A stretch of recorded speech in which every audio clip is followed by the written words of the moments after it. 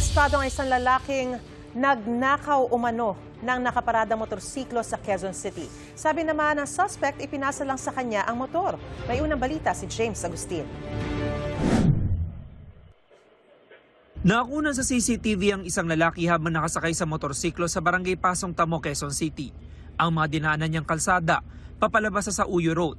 Ayon sa pulisya, hindi pagmamayari ng lalaki ang minamaneho niyang motor. Tinangay raw niya ito habang nakaparada sa labas ng isang kainan sa Visayas Avenue. Bumili lang daw saglit noon ng babaeng may-ari ng motorsiklo. Naiwan niya unfortunately yung susi ng kanyang motor na nakapasok doon sa ignition ng motor. So after niyang kumain, paglabas niya, napansin niyang wala na yung motor niya. So dali-dali siya nag-report po sa pulisya.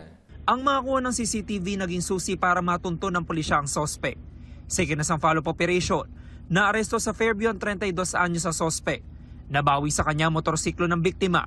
Nasundan po itong suspect natin na siya yung may hawak, siya yung may tangan ng motor at hanggang kung saan doon sa nag-park, nasundan po ng operatiba natin. So base po din doon sa investigation natin kung ano po yung suot ng mismong suspect natin, saka yung mismong plate number na inireport po ng mismong may-ari.